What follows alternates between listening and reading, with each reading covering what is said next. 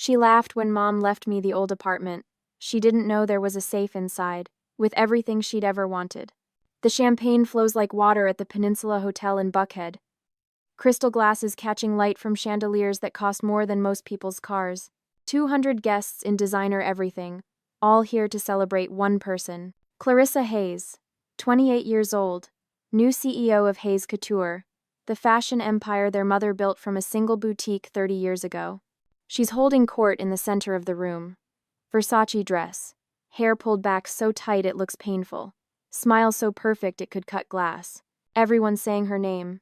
Clarissa this, Clarissa that. Congratulations, you deserve it. Your mother would be so proud. Aaliyah stands in the corner by the bar, 31 years old, black dress from Target, hair natural and loose. No one saying her name. She's holding something small in her hand. A key, old brass, heavy, attached to a simple keychain that says Ponce de Leon Avenue in faded letters. That's her inheritance, an apartment. The one they grew up in before the money came. Before Hayes Couture became a name that mattered. Before their mother became the woman everyone wanted to know. Clarissa sees her. Of course she does. She's been watching all night, making sure Aaliyah sees exactly what she got, what she'll never have. She glides over, champagne in hand, entourage trailing behind like ducklings following their mother. Still here? I thought you'd have left by now.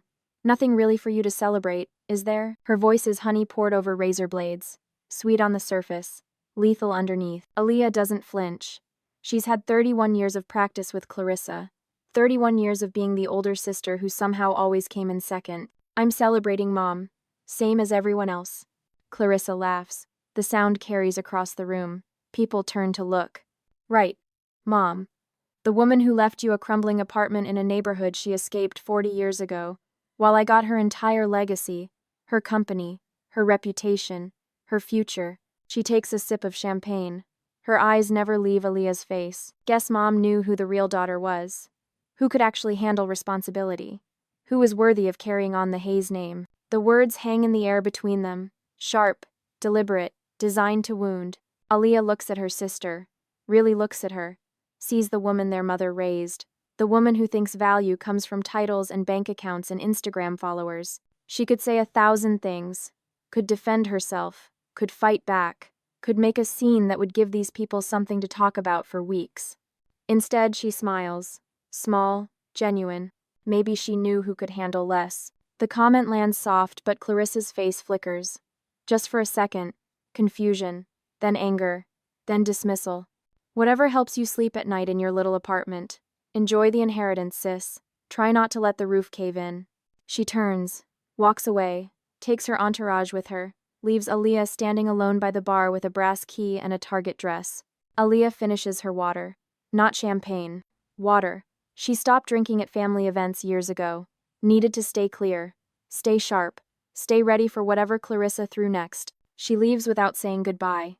No one notices. The next morning comes too early and too bright. Atlanta sun pouring through cheap hotel curtains. Aaliyah packed one bag for the funeral and the reading of the will, one bag for the end of her mother's life and the beginning of whatever comes next. She drives east from Buckhead, away from the towers and the money, toward neighborhoods with history instead of hedge funds. 35 minutes through traffic that never stops. Past the Beltline. Past Ponce City Market. Into Old Fourth Ward where the apartment waits. Ponce de Leon Avenue, number 4217. A building that was new when their mother was young, when Atlanta was different. When this neighborhood was where black families built lives and legacies before the city pushed them out and brought them back and pushed them out again. Aaliyah parks on the street, looks up at the building. 3 stories, brick, windows that haven't been cleaned in a decade. Fire escape that's probably a tetanus shot waiting to happen.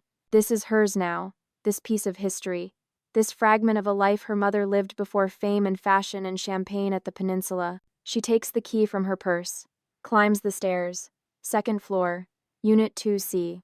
The door sticks, paint flaking off in chunks the size of her palm. She pushes hard. The door gives, opens into darkness and dust and the smell of time passing without permission. The apartment exhales, stale air, old memories, 30 years of abandonment. Aaliyah steps inside, closes the door behind her, stands in the living room that was once filled with laughter and struggle and a mother trying to make ends meet while dreaming bigger dreams. Now it's empty, Peeling paint on every wall, water stains on the ceiling, hardwood floors warped from humidity and neglect, windows with cracks spreading like spider webs. The sound of wind whistling through gaps in the frames. She sets down her bag, pulls out her phone, uses the flashlight to see better. Every surface is coated in dust thick enough to write her name in. Every corner holds debris. Newspapers from 15 years ago. Plastic bags. The skeleton of a chair that gave up long before anyone noticed. Nothing of value. That's what the lawyer said. The apartment has nothing of value. Aliyah starts cleaning anyway, because that's what you do. You clean the spaces you're given. You make them livable. You find possibility in emptiness. Hours pass, dust clouds, trash bags pile up by the door. And in the silence, something shifts. Something settles in her chest. No one here to give orders. No one to compare her to Clarissa. No one laughing. No one judging. Just her. Just the work. Just the beginning of something she can't name yet. Freedom tastes like dust and possibility. Night falls over Old Fourth Ward. The apartment is cleaner but still broken. Still empty. Still echoing with 30 years of neglect. Aliyah works by the light of a single lamp she brought from the hotel. The electricity works but barely. Flickers every few minutes like the building is trying to remember how to stay alive. She's in the bedroom now, the smallest room, the one that used to be hers when she was 6 years old. When this apartment was home and not inheritance. The floor creaks under her weight, old hardwood, warped and uneven. She's sweeping dust into piles when she hears it. A sound different from the others, not a creak, a hollow thunk, like the floor is speaking a different language underneath. She stops, kneels down, runs her hand across the boards. One of them is wrong, slightly raised on one end, like it's been moved before and never quite settled back into place. Her heart speeds up. That instinct that tells you something matters, something's hidden, something's waiting. She gets her keys, uses the edge of one to pry up the board. It resists, then gives, pulls free with a groan of wood and time. Underneath, in the space between floors, something sits in darkness. A safe, small, maybe 12 inches square, metal, covered in dust so thick it looks like fabric, rust eating the corners, an old combination lock on the front, but there's something else, tied to the handle with a silver ribbon. A key. Aliyah's hands shake as she reaches for it, pulls it free, holds it up to the light. The ribbon is the same silver her mother wore on her wrist every day for 40 years. The same silver she was buried with. Or so Aliyah thought. She looks at the keyring from the will, the one with the apartment key. There's a small loop of silver thread still attached, cut, deliberately separated. This key belonged with that one, 2 parts of the same gift. She tries the key in the safe's lock. Old mechanism, stubborn. She jiggles it, applies pressure, whispers please under her breath. The lock clicks, turns, opens. The smell hits first, old paper, leather, time trapped in a metal box, the smell of secrets kept for decades. Inside, 3 things wait in careful arrangement. An envelope, cream-colored. Her name written in handwriting she'd know anywhere, Mom's handwriting, the kind with loops too big and letters that leaned right like they were running towards something. A stack of documents, legal papers, bank statements, all clipped together with a binder clip that's probably older than Aliyah. And a USB drive, small, black, the old kind, with a label written in the same handwriting, legacy line, do not open until ready. Aliyah sits back on her heels, the safe open in front of her like a mouth telling secrets it's held too long. She reaches for the envelope first. Her name is the only thing on the outside. Aliyah. Not to my daughter, not to my eldest, just her name, like a promise, like a target, like an answer. She opens it carefully, pulls out 2 pages, handwritten, every word deliberate. The letter starts simple. My dearest Aliyah, if you're reading this, I'm gone and you found what I left you. Then it gets complicated. Clarissa got the company, you got the foundation. One will crumble, the other will build. Aliyah reads the sentence 3 times, tries to make it mean something other than what it clearly means. Her mother continues, I gave your sister everything she thinks she wants. The title, the spotlight, the pressure. It's a test she doesn't know she's taking. A test I already know the answer to. The words are kind but honest, brutal in their clarity. I gave you what looks like nothing. An old apartment, peeling paint, bad memories. But underneath, I left you choices. Freedom. The ability to build without the weight of my name crushing you. Aaliyah's eyes blur. She blinks hard, keeps reading. In this safe, you'll find money I saved. Not from the company. From before. From the years when I was building something that mattered instead of something that sold. Use it how you want. Build something. Travel. Rest. I trust you. The next paragraph makes her stop breathing. You'll also find designs. The real legacy line. The collection everyone thinks Clarissa created. She didn't. I did. I let her take credit because I wanted to see what she'd do with praise she didn't earn. Now you have the truth. Do with it what you will. The letter ends with one line. Start with what's broken. Make it beautiful again. That's always been our way. The signature is simple. Mom, with a heart, like she used to draw on birthday cards and lunch notes and mirrors steamed from shower heat. Aaliyah sets down the letter, picks up the documents, bank statements, an account number she doesn't recognize, a balance that makes her hands shake. $2,843,000.17. Saved over decades. Hidden from the company accountants, hidden from Clarissa, hidden from everyone except the daughter who got the apartment nobody wanted. She picks up the USB drive, turns it over in her hands. Legacy line, do not open until ready. She's not sure she's ready, but she plugs it into her laptop anyway. The files open, hundreds of them, sketches, technical drawings, fabric swatches scanned in high resolution, notes in her mother's handwriting about cuts and colors, and the stories each piece tells. A complete fashion line, innovative, stunning, nothing like what Haze Couture is producing now, nothing like what Clarissa claims she created. Everything that matters, everything that's real, right here in an old apartment on Ponce de Leon Avenue. Aaliyah sits on the dusty floor surrounded by broken boards and discovered truth. She starts laughing. Can't help it. The sound echoes through empty rooms. Guess Mom did know who could handle less. She looks around the apartment, sees it different now. Not as punishment, not as leftover, as foundation. Less turned out to be everything. The next morning she's at Home Depot before they open, buys paint, brushes, drop cloths, wood filler, sandpaper, everything she needs to rebuild. She works for 3 days straight, repairs the floors, paints the walls cream and soft gray, lets light back into rooms that forgot what sun looked like. The bedroom becomes a workshop. She hangs her mother's first sketch on the wall, the one from 40 years ago, a dress design, simple, elegant, the beginning of everything. She doesn't call Clarissa, doesn't announce her discovery, doesn't need to prove anything to anyone. She just starts. The way her mother taught her. Start with what's broken. Make it beautiful again. 1 month later, the apartment doesn't look like an apartment anymore. It looks like a beginning. The walls are cream. The floors are refinished. Light pours through windows, Aaliyah scrubbed until the glass remembered how to be clear. In the main room, 3 industrial sewing machines sit on a long table built from reclaimed wood. Fabric bolts line the walls like soldiers standing at attention. Sketches cover every available surface. This is Legacy Atelier. Born in an apartment everyone thought was worthless.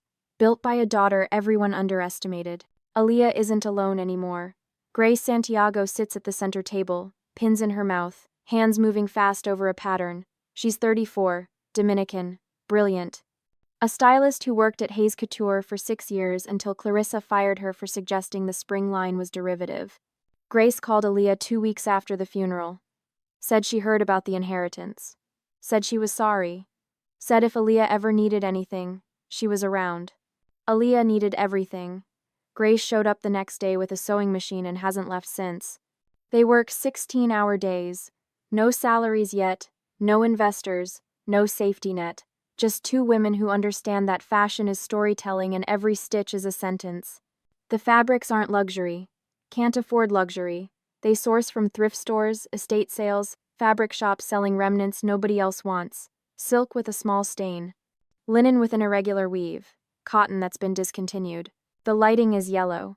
Old fixtures Aaliyah hasn't replaced yet. The kind of light that makes everything look tired. But in that tired light, something beautiful is being born. The sewing machines are vintage. One from the 60s, one from the 70s, one that might be older than both of them combined. They hum and clank and occasionally jam. Grace calls them the 3 graces.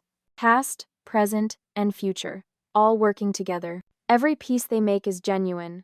No shortcuts, no factory production, just hands and vision, and the refusal to compromise. 3 weeks in, they finish the first piece.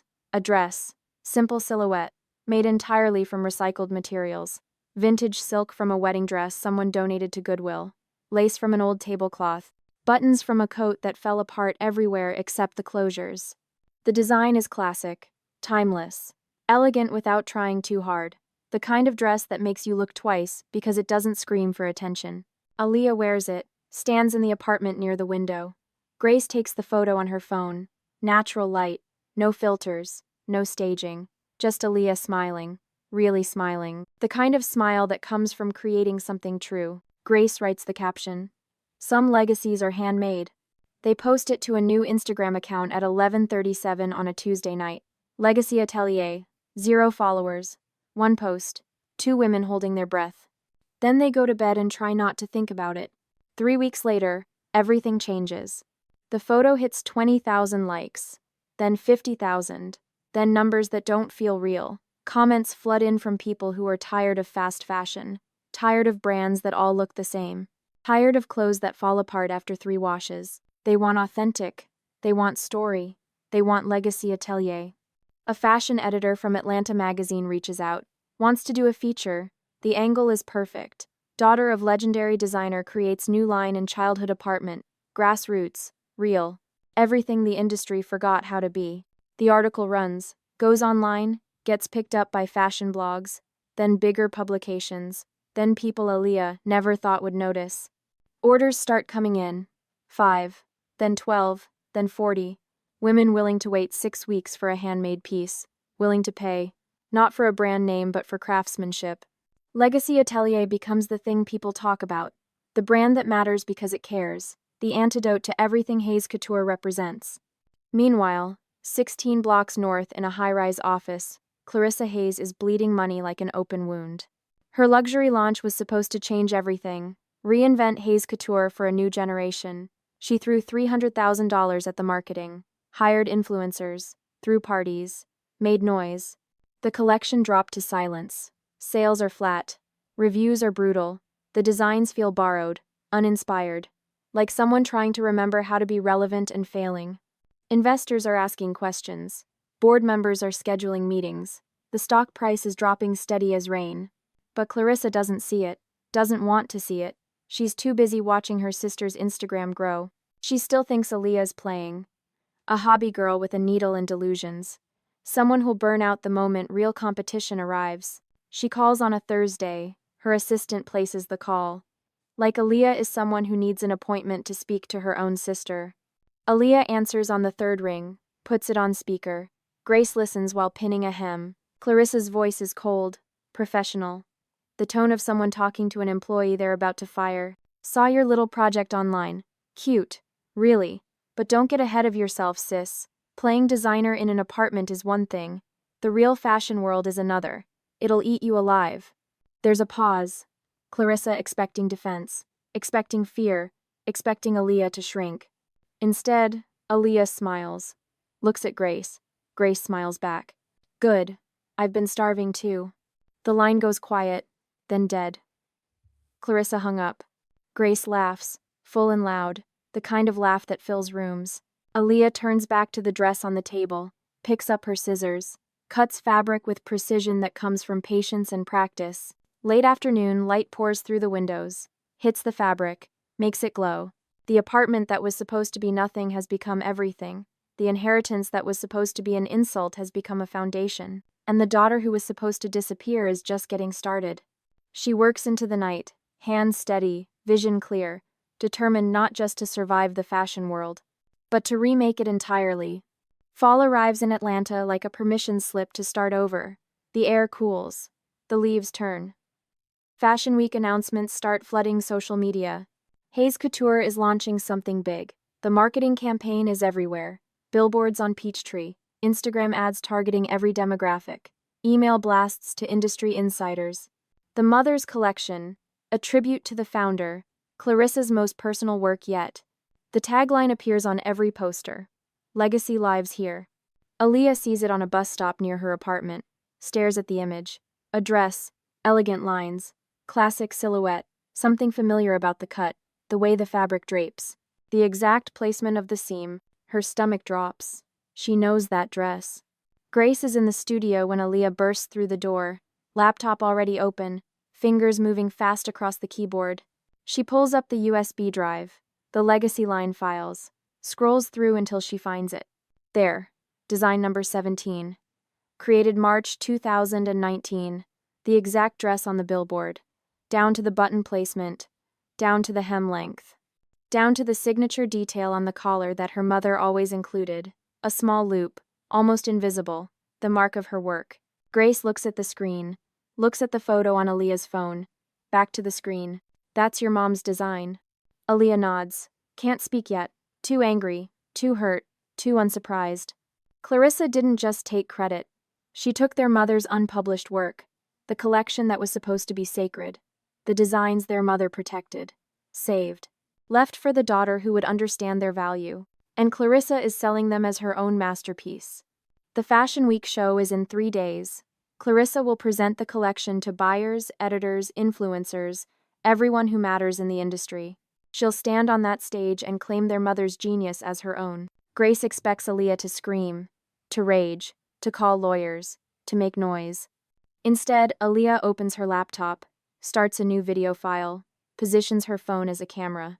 She doesn't put on makeup, doesn't change clothes, doesn't script what she's going to say, just presses record and starts talking. Her voice is calm, steady, the kind of calm that comes before earthquakes. My name is Aaliyah Hayes. My mother was Diane Hayes, founder of Hayes Couture. She passed away 6 months ago. In her will, she left my sister Clarissa the company. She left me an apartment. In that apartment, I found something my sister doesn't know exists. She holds up the USB drive to the camera. This contains a complete fashion line my mother designed, never released, never shown, called the Legacy line. She created it between 2018 and 2020. Every design is time-stamped. Every sketch has her signature. She opens her laptop screen to the camera, shows design number 17, the metadata visible. Created the 14th of March 2019. Modified the 14th of March 2019. Author, Diane Hayes. Then she holds up her phone, shows the billboard, the Hayes Couture announcement, the mother's collection, the exact same dress. This is what legacy really looks like, not borrowed, not stolen, not claimed by someone who didn't create it. She shows 5 more designs, side-by-side comparisons, original files next to Hayes Couture marketing materials. Every single piece identical. My sister is about to present these designs as her own work, as her tribute to our mother, but these aren't hers. They never were. She closes the laptop, looks directly at the camera. Our mother left us both a test. Clarissa got the company to see what she'd build.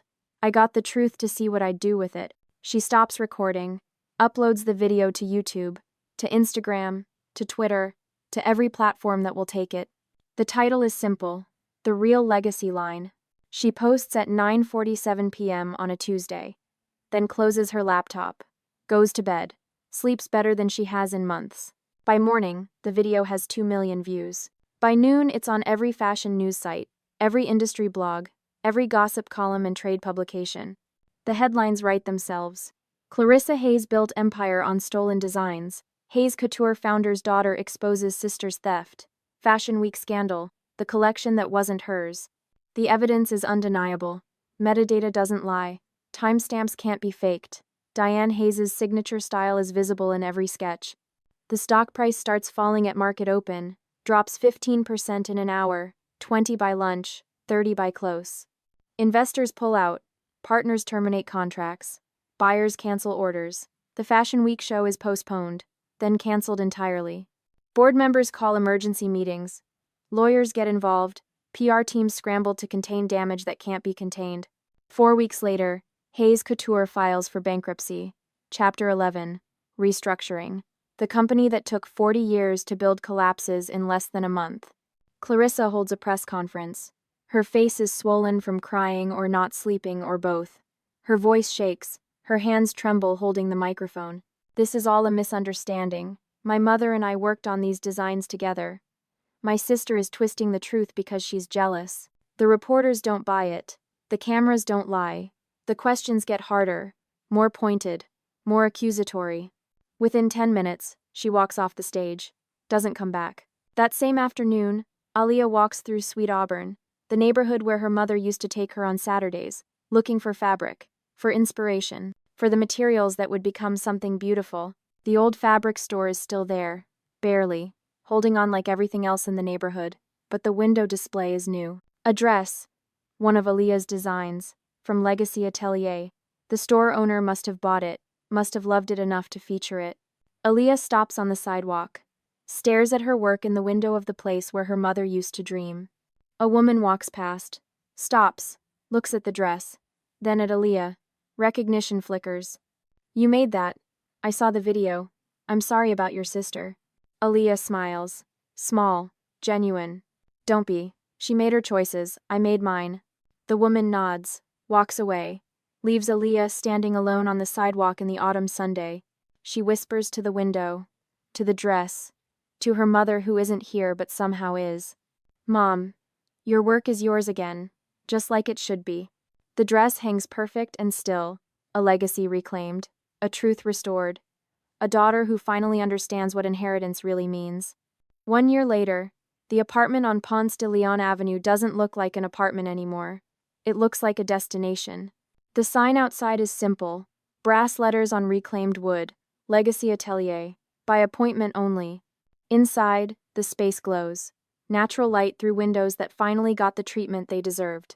Hardwood floors refinished to honey-colored perfection.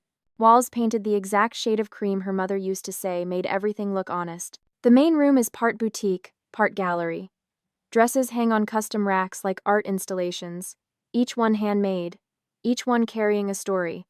Price tags that make sense because the work is real and the time is valued. Legacy Atelier isn't fast fashion, isn't trying to be haute couture, isn't competing with anyone except the version of itself from yesterday. It's sustainable, sincere. The kind of brand people discover and then tell their friends about in whispers, like sharing a secret that's too good to keep but too precious to shout. Fashion editors write features, sustainability advocates post reviews, celebrities wear the pieces without being paid to. The kind of organic growth that can't be bought or faked. Aliyah invested the $2.8 million wisely. Not all at once, not recklessly, in pieces, in plans, in futures that mattered.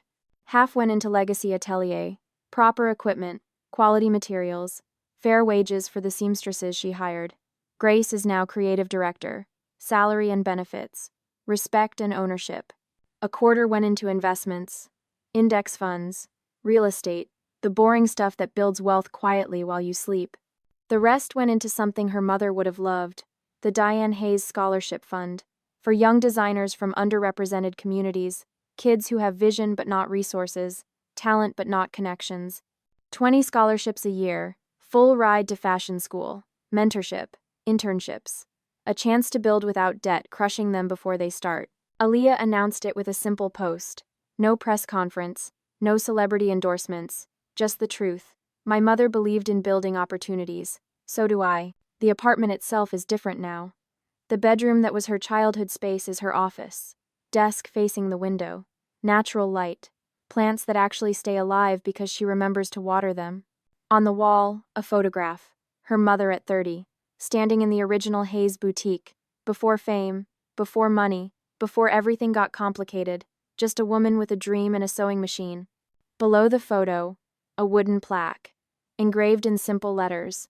Built from Grace. Grace as in elegance. Grace as in her business partner. Grace as in the unearned gift of a mother who understood her better than she understood herself. Aliyah sits at her desk on a Tuesday afternoon. The kind of day that feels like nothing special until you realize how rare peace actually is. She's rereading her mother's letter, the one from the safe. She does this sometimes when decisions feel heavy, when doubt creeps in, when she needs to remember why she's here. The words are familiar now, but they still land new every time. You'll learn that legacy isn't what we leave behind. It's what we build when no one believes in us. She traces the signature with her finger. Mom. With the heart. The same heart on every birthday card, every note in her lunchbox, every reminder that she was loved even when she felt invisible. The doorbell rings. Not the shop bell, the apartment bell. the one that means someone's at the private entrance. Aaliyah checks the camera, sees a figure on the small screen, recognizes the shape even though everything else is different. Clarissa. She buzzes her up, doesn't prepare, doesn't rehearse, just opens the door and waits. Her sister climbs the stairs slowly. Like each step costs something. Like she's carrying weight that's finally too heavy to pretend doesn't exist. When she reaches the landing, Aaliyah barely recognizes her.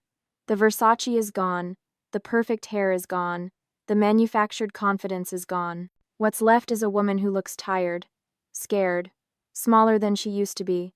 They stand in the doorway. Neither moves to hug. Too much time, too much damage. Clarissa speaks first. Her voice is raw, stripped of polish. You won, Aaliyah. Happy now? The words could be an accusation, could be bitter, but they just sound empty, like she's reading lines from a script she doesn't believe in anymore.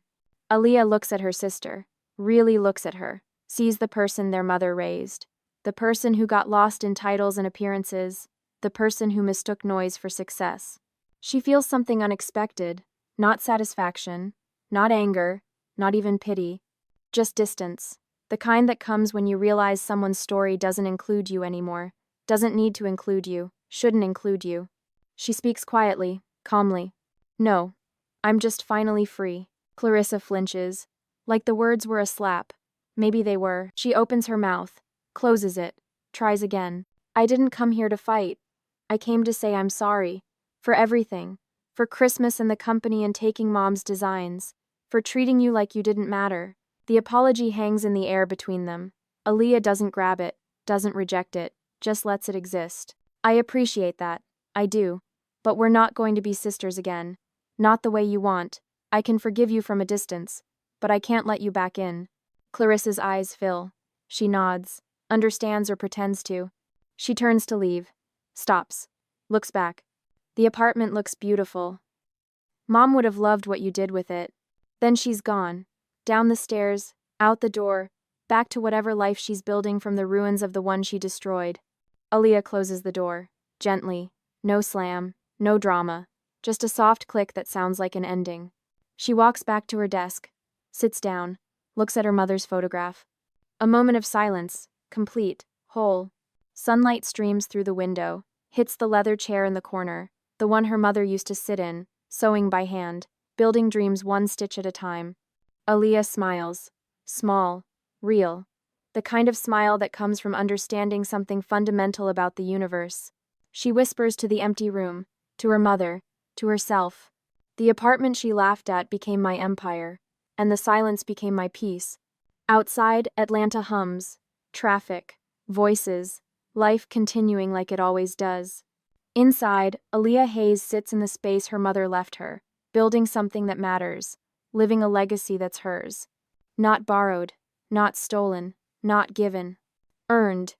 If you've ever been underestimated, left behind, or given less than you deserved, remember this.